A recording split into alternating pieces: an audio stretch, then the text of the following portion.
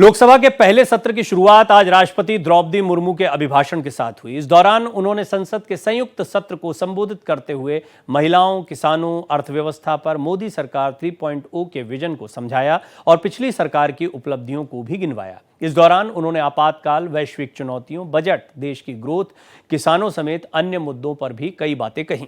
राष्ट्रपति मुर्मू ने अभिभाषण में इमरजेंसी का भी जिक्र किया। यही नहीं, पेपर लीक को लेकर भी राष्ट्रपति द्रौपदी मुर्मू ने कहा, पेपर लीक की निष्पक्ष जांच करवाएंगे। आज 27 जून है। 25 जून 1975 को लागू हुआ आपातकाल संविधान पर सीधे हमले का सबसे बड़ा और काला अध्याय था।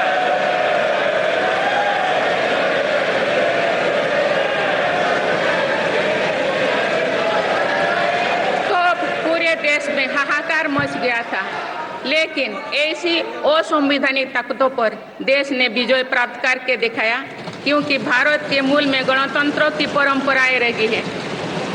मेरी सरकार भी भारत के संविधान को सिर्फ राजकाज का माध्यम भर नहीं मानती, बल्कि हमारा संविधान जन चेतना का हिस्सा हो, इसके लिए हम प्रयास कर रहे हैं। माननीय सदस्यगण, सरकार का ये निरंतर प्रयास है कि देश के युवाओं को अपनी प्रतिभा दिखाने का उचित अवसर मिले।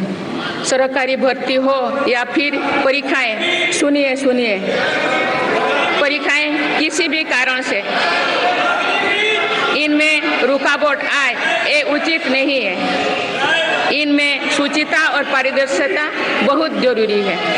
हाल ही में कुछ परीक्षाओं में हुई पेपर लीक की घटनाओं की निष्पक्ष जांच और दोषियों को कड़ी से कड़ी सजा दिलवाने के लिए मेरी सरकार प्रतिबद्ध है। इससे पहले भी हमने देखा है कि कई राज्यों में पेपर लीक की घटनाएं होती रही है। इस पर दलीय राजनीति से ऊपर उठकर देशव्यापी ठोस उपाय करने की जरूरत है।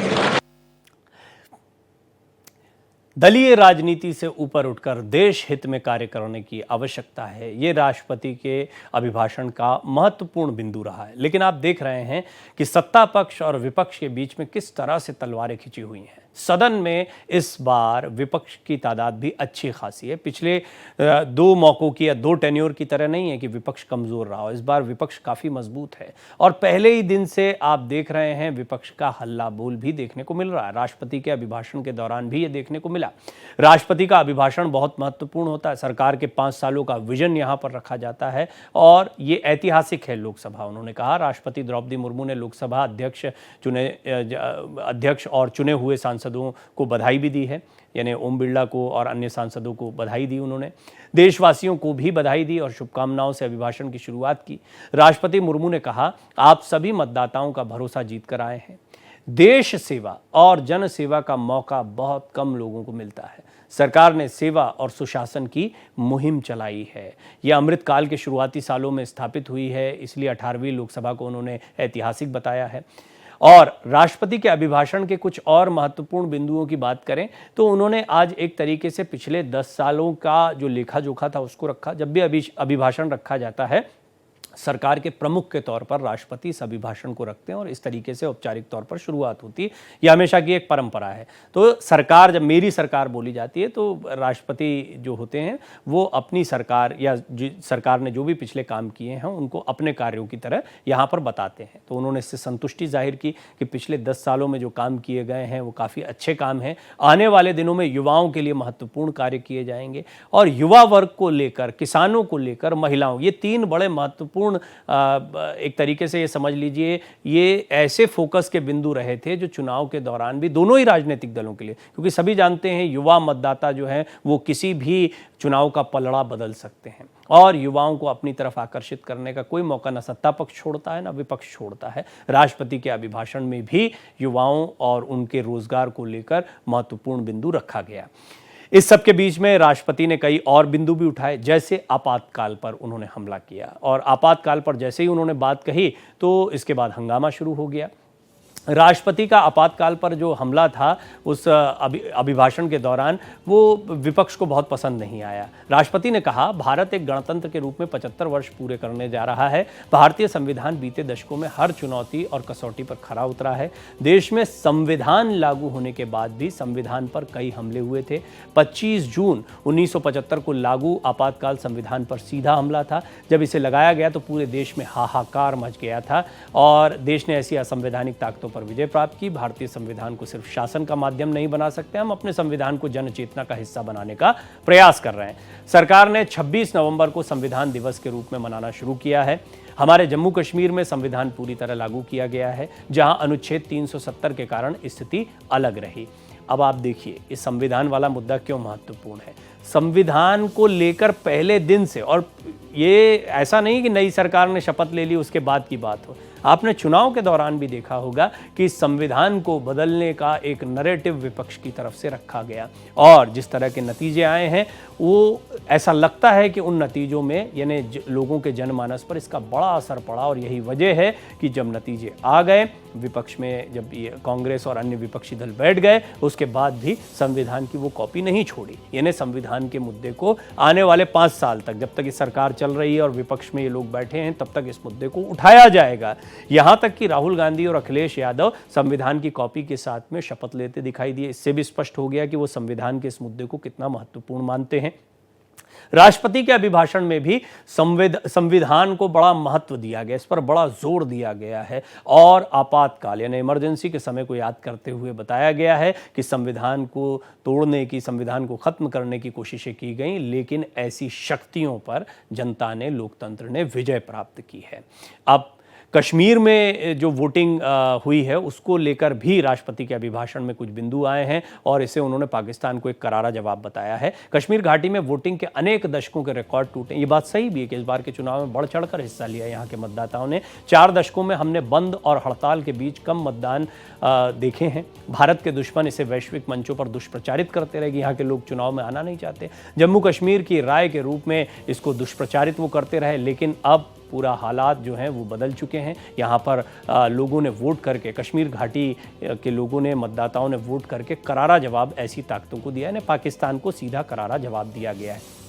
जम्मू कश्मीर में चुनाव सचमुच में काफ़ी महत्वपूर्ण उपलब्धि के तौर पर देखे गए हैं और इसको लेकर सरकार प्रतिबद्ध रही शुरू से ही। धारा 370 हटने के बाद से ही कश्मीर में हालात ख़राब हो जाएंगे जैसे नैरेटिव कई बार गढ़े गए, इस तरह का दुष्प्रचार कई बार किया गया, लेकिन कश्मीर में हालात को काबू रखना, साथ ही साथ यहाँ पर लोगों में एक कॉन्फिडेंस को जगाना। अभी तक लोग बंदूक के साये में वहाँ पर रहते थे, आतंक के साये में रहते थे, तो डर कर बाहर नहीं निकलते। तो ये बात भी एक स्थापित हो रही है कि लोग अब यहाँ पर सुरक्षित महसूस कर रहे हैं। और दूसरा, कश्मीर के लोग लोकतांत्रिक व्यवस्था में पूरा विश्वास रखते हैं, वो चुनी हुई सरकार में विश्वास रखते हैं, वो विकास में विश्वास रखते हैं और वो जानते हैं कि ये जो बाहरी ताकतें हैं, ये आतंकी ताकतें हैं, ये कश्मीर को कमज़ोर कर रही हैं, खोखला कर रही हैं। और इसका असर POK तक देखा गया। पाकिस्तान ऑक्यूपाइड जो कश्मीर है उसमें भी इसका असर देखा जा रहा है।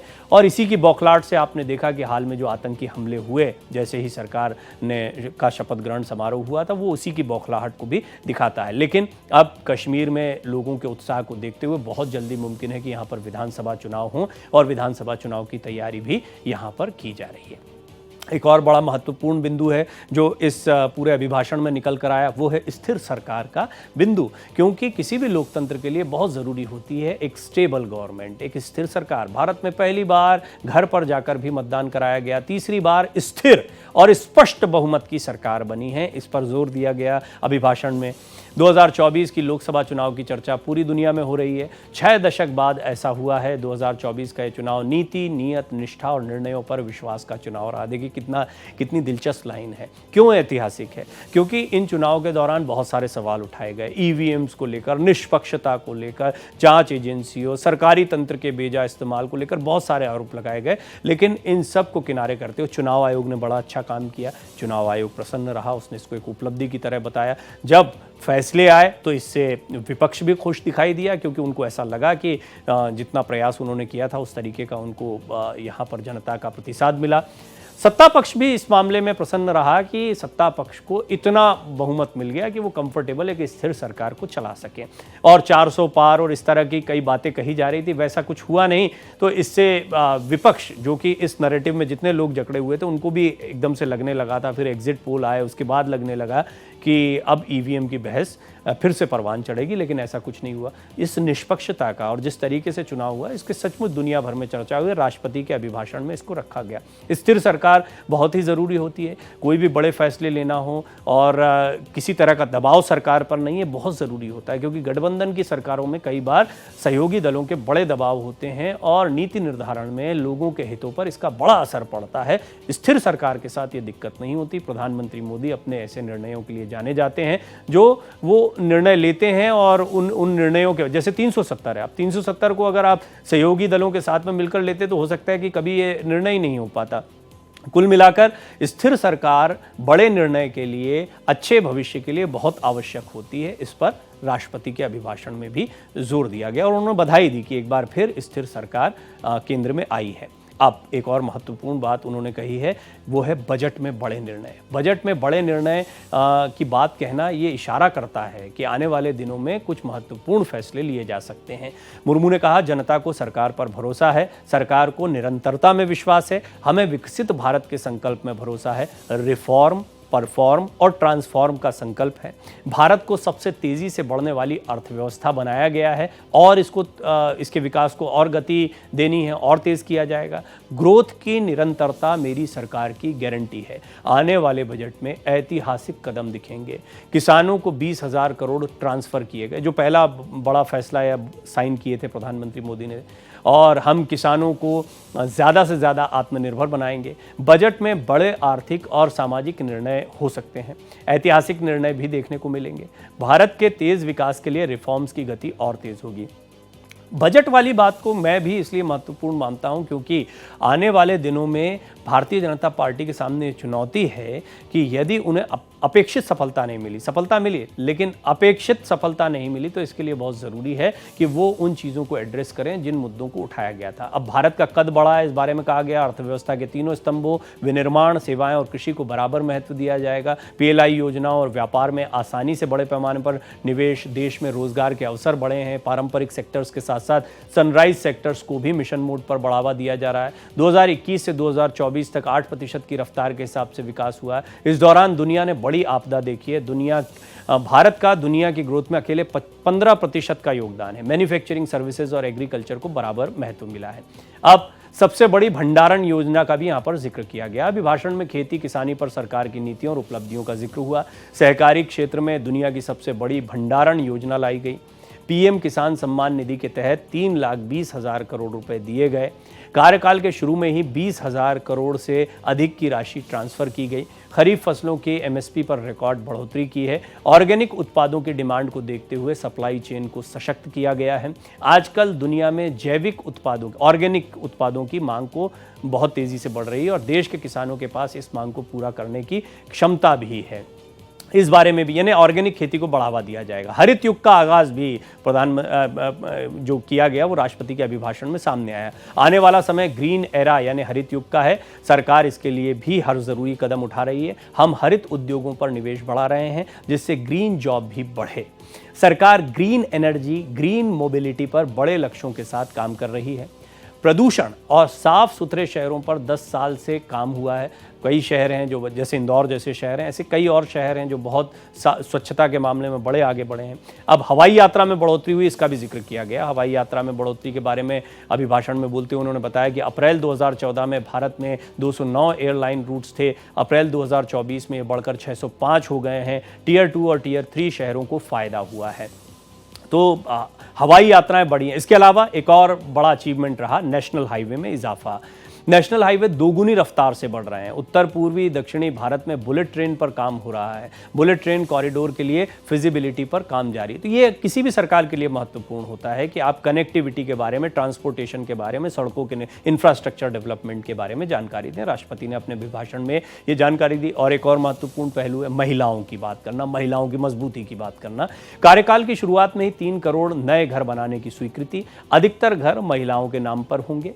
3 करोड़ महिलाओं को लखपति दीदी बनाने का अभियान है। कृषि सखियों का जो कार्यक्रम है उससे 30,000 महिलाओं को आधुनिक खेती की ट्रेनिंग, महिलाएं अधिक बचत कर सकें, बिजली का बिल जीरो करने की योजना है।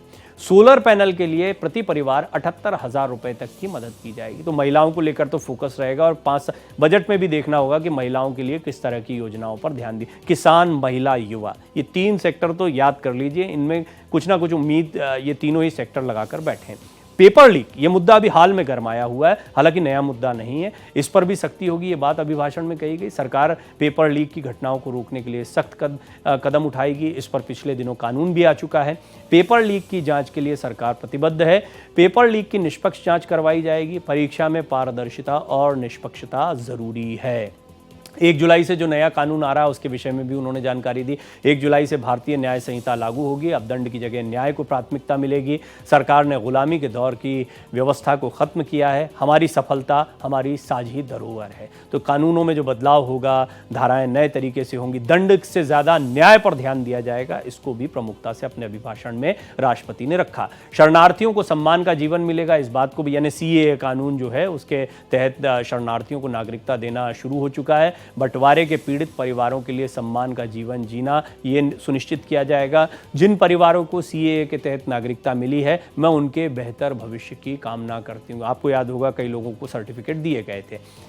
तो ये था राष्ट्रपति महोदया का पूरा अभिभाषण, जिसमें कई महत्वपूर्ण बिंदु थे और उन्होंने ये जो अभिभाषण दिया इस पर फिर प्रधानमंत्री मोदी ने एक्स पोस्ट लिखा।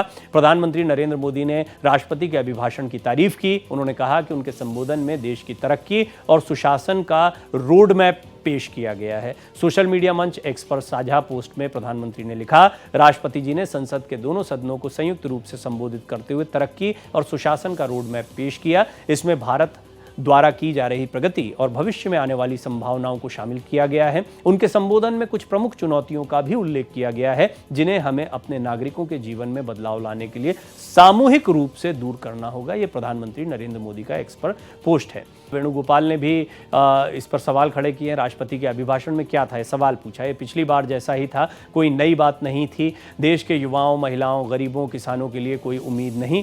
सकारात्मक संदेश की बात जयंत चौधरी, जो कि सहयोगी दल हैं, RLD के हैं, वो कहते दिखाई दिए। उनका कहना है कि ये सकारात्मक संदेश है। केंद्रीय मंत्री भी हैं अब तो जयंत चौधरी, उन्होंने अभिभाषण को पॉजिटिव बताया, बहुत अच्छा सकारात्मक संदेश देने वाला बताया। ये एक विशेष अवसर है। राष्ट्रपति ने एकजुटता का संदेश दिया है। राष्ट्रपति ने देश को आगे ले जाने का संदेश दिया है। 2047 तक एक विकसित देश कैसे बन सकता है ये बताया। हमें उन पर गर्व है, हमें उन पर भरोसा है। ओवैसी की भी प्रतिक्रिया आई है। उन्होंने कहा अल्पसंख्यक शब्द से परहेज किया गया है। AIMIM सांसद अजदुद्दीन ओवैसी ने अभिभाषण पर वार किया। बीजेपी अभी भी ये समझ रही है कि वो 2019 के नतीजों में है। अभिभाषण में कहीं भी अल्पसंख्यक शब्द का इस्तेमाल नहीं हुआ। आखिर क्यों, इतनी नफरत क्यों है? देश में सबसे ज़्यादा बेरोजगार नौजवान हैं, उनके बारे में सिर्फ बातें हो रही हैं। तो ये कुछ विपक्ष की प्रतिक्रियाएं हैं, कुछ और प्रतिक्रियाएं, तो तमाम प्रतिक्रियाएं इस पर आती रहीं। जैसे अखिलेश यादव भी बोले कि ये सरकार का भाषण था। जब सरकार ये दावा करती कि दुनिया की 5वीं अर्थव्यवस्था और तीसरे नंबर की अर्थव्यवस्था बन जाएगी तो किसान क्यों दुखी? इस तरह के कई सवाल पूछे गए विपक्ष की तरफ से।